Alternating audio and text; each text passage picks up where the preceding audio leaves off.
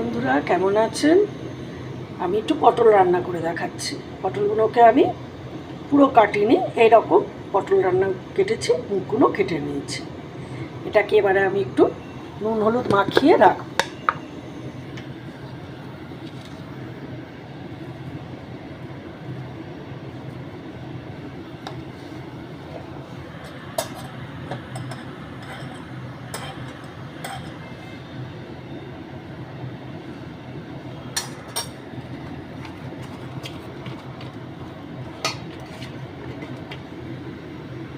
এইদিকে ওই পটলটা নুন হলুদ মাখিয়ে রাখলাম। এইদিকে আমি একটা প্লেটে একটুখানি চীনাবাদাম, একটা শুকনো লঙ্কা গোটা, একটু ধনে জিরে, গোটা ধনে জিরেটা একদম পুরো 1 চামচ করে দিইনি, একটু কম কম করে দিয়েছি। একটু কাঠখোলায় নেড়ে নেব।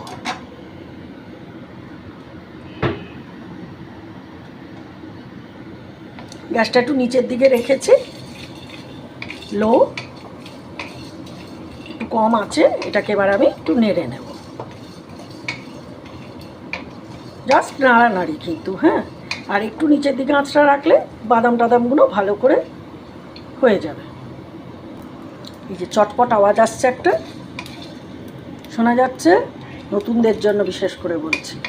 এই চটপট আওয়াজটা হলে গ্যাসটা বন্ধ করে দিতে হয়। হলো, গ্যাস কিন্তু জ্বলবে না। এখন এই চটপটানি আওয়াজে একটু নেড়ে নিতে হয় এই গরমটায়। তলায় কোনো আঁচ থাকবে না, কিন্তু এই গরম তাপে একটা সুঘ্রাণ, মানে যাকে বলে একটা ভালো একটা ফ্লেভার বেরোবে। এইবার এটাকে একটা থালায় ঢেলে ঠান্ডা করতে দেবো। কড়াইতে তেল দিয়ে দিচ্ছি, পটলটা ভাজবো। তেল একটু লাগবে, পটলগুলো ভাজা হবে তো। পটল দিয়ে এই তেল দিয়ে দিয়েছি, তেল দিয়ে দিয়েছি। এইবার তেলটাকে একটু গরম করতে হবে। আচ্ছা, ওই যে শুকনো মশলাটা করেছি, ওর সাথে আমি একটু পোস্ত একসাথে পিষে নেব। এখানে আমি বড় 1 টেবিল চামচ পোস্ত দানা নিয়েছি। এবার তেল গরম হয়ে গেছে, তেলে আমি পটল আস্তে আস্তে ভাজা বসিয়ে দিচ্ছি।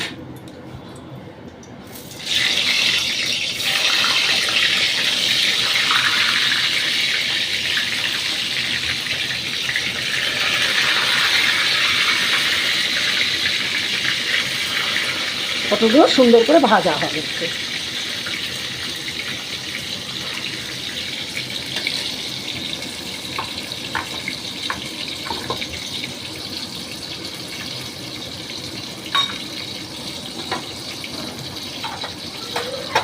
ওদিকে আমার ওই মশলাও ঠান্ডা হয়ে গেছে, ভাজা মশলা। আস্তে আস্তে ওটাকেও আমি গুঁড়ো করে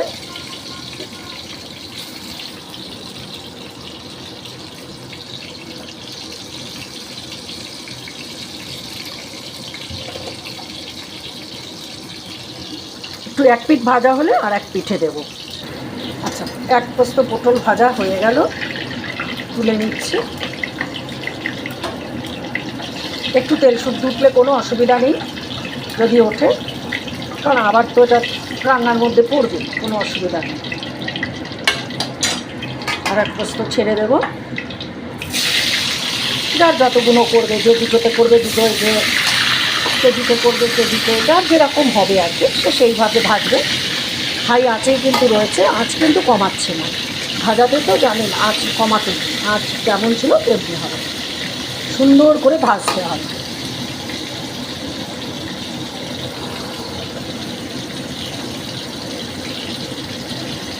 এক পিঠ সুন্দর ভাজা হলে তারপর আর এক পিঠ। সব পটল ভাজা হয়ে গেল, এবারে তুলে নিচ্ছি।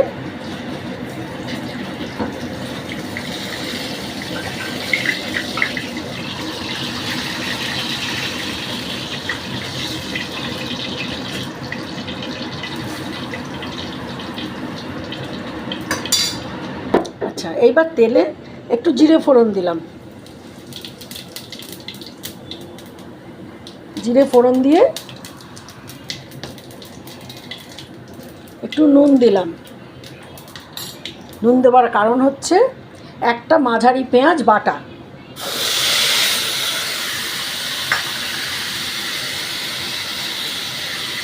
ছোটো চামচের 1 চামচ আদা বাটা, আর সিকি চামচ মানে কোয়ার্টার স্পুন রসুন।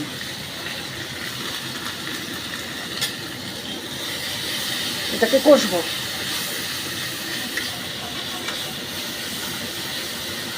খুব ভালো করে কষবো এটাকে।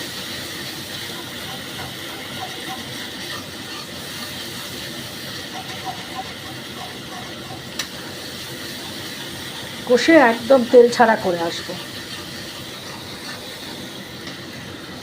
এইখানে 100 গ্রাম টক দই রেখেছি, ওটাকে আমি ভালো করে হুইপ করে নেব।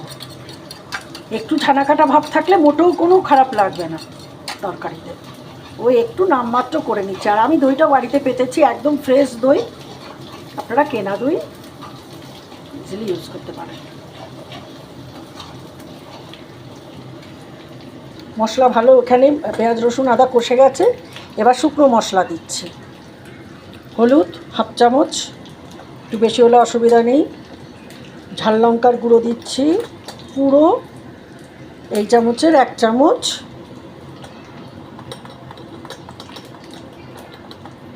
ধনের গুঁড়ো কম কম 1 চামচ। জিরের গুঁড়ো 1 চামচ স্পুনের দিয়ে এবার একটু কষবো।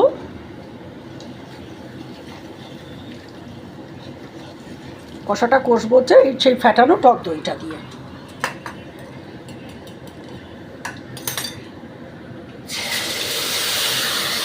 খুব রেগে গেল।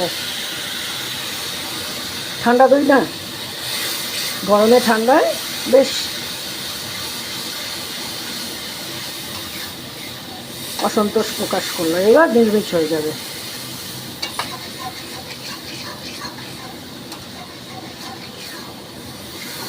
কালারটা কিরম এলো।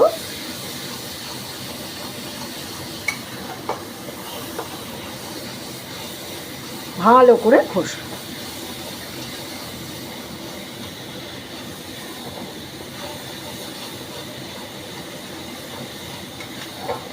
কষে একেবারে তেল কষে ভালো করে বেরিয়ে আসুক।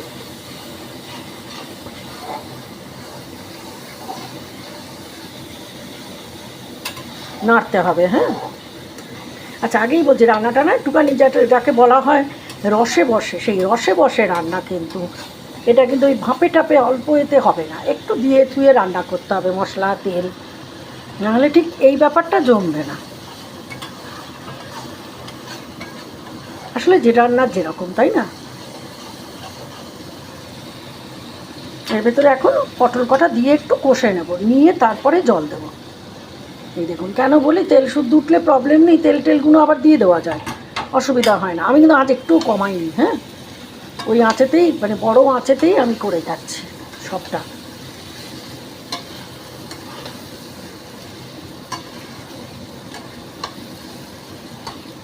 একটু মশলার সাথে পটলটা কষিয়ে নিয়ে জল দিয়ে ঢাকা দেবো। খুব বেশি সময় লাগবে না, কারণ আমি পটল ভীষণ ভালো একেবারে ঠিক পটল ভাজা খাওয়া যায় যেরকম সেইভাবে খুব ভাজা করে নিয়েছি, তো তার জন্য টাইম লাগবে না। কষানোটাই হচ্ছে মেইন।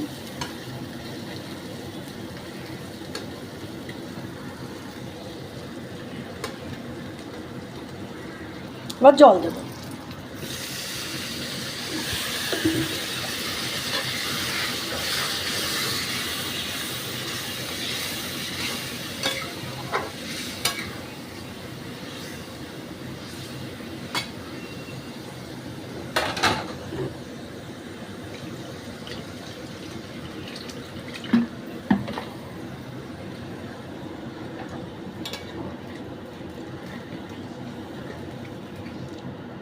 আচ্ছা একদম বড়ই করা আছে, অসুবিধা নেই। এবার এটা একটু ফুটে একটু জলটা একটু যখন ঘন হয়ে আসবে, তারপরে ভাজা মশলা গরম মশলা ইত্যাদি দেবো। এইবার একটু নুন দেবো। তখন নুন দিয়েছি কিন্তু খুব বেশি দিইনি, একটু নুন দেবো। কিন্তু মাথায় রাখতে হবে যে তেলে নুন দিয়েছিলাম আর পটলও একটু নুন দিয়ে ভেজেছি, তাই একটু অল্প করে এরকম ছিটিয়ে নুনটা দিলাম জাস্ট। আমি চিনি দেবো একটু পরে, আগে ফুট খেয়ে যাক। আচ্ছা, ঝোল যখন ফুটছে তখন আমার স্পেশাল টাচ, ভীষণ ভালোবাসি খেতে মিষ্টি, তাই চিনি দিলাম। না হলে তো আমার মন খুঁতখুত করবে, মানে আমার ভালোই লাগে না। নিরামিষ রান্না করব, চিনি দেবো না, আমি স্বপ্নেও ভাবতে পারি না। তাই জন্য একটু আমার চিনি দিতে হবেই, দিলাম। এখন ফুটছে, ভালো করে ফুটে ঝোলটা একদম গাঢ়, আর কিছুটা গাঢ় হয়ে আসুক। আচ্ছা, এখন ফোটাটা ফুটছে, দেখি কতটা জল আছে। বাহ, কি সুন্দর দেখতে হয়েছে না? বেশ ভালো লাগছে।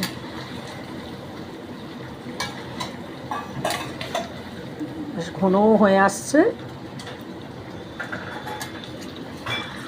এই সময় আমি ওই যে ভাজা মশলাটা করে রেখেছি ওইটা আস্তে আস্তে দেবো, যতটুকু লাগে, সবটা লাগবে না, তাও বাদাম, ধনে, জিরে,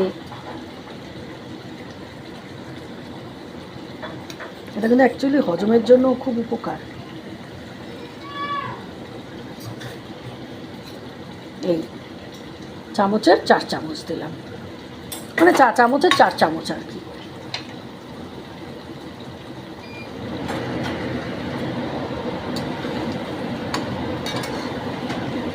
সুন্দর ঘন হয়ে গেল।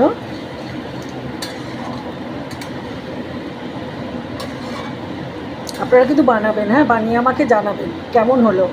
আর প্লিজ আমাকে সাবস্ক্রাইব করবেন, লাইক, শেয়ার, লাইক, ডিসলাইক, কোনো মতামত যা থাকবে আমি আপনাদের সব কিছু আগেই বলি, আমি সব কিছু খুব ভালো করে নিই।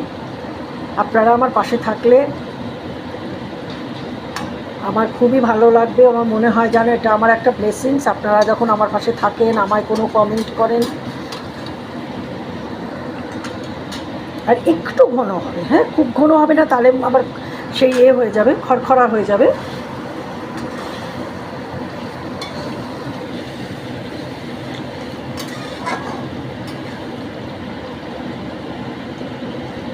একটু হলে গরম মশলা দিয়ে নামিয়ে দেবো। খুব সহজ সরল জিনিস, ঘরের জিনিস, কোনো ব্যাপারই না। একটু দুধ দই পেতে রাখলে পরে দিয়ে দেওয়া যাবে, কোনো অসুবিধা নেই। অ্যাকচুয়ালি জিনিসটা দেখতে গেলে সবটাই খুব পুষ্টিকর, স্বাস্থ্যকর, তাই না? কারণ এসব মশলা আমাদের তো খুব উপকারে আসে।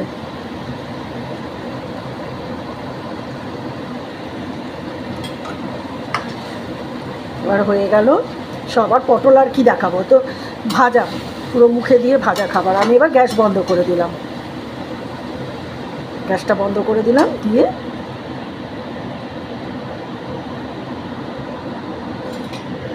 একটুখানি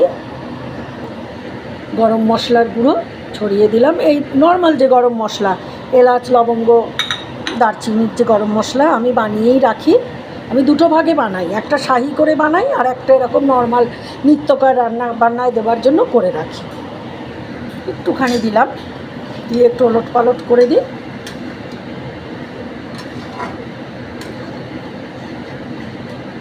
কীরকম লাগছে? এখনও স্ট্যান্ডিং টাইমে আছে, ফুটফুট খাচ্ছে, ভালো লাগছে তো?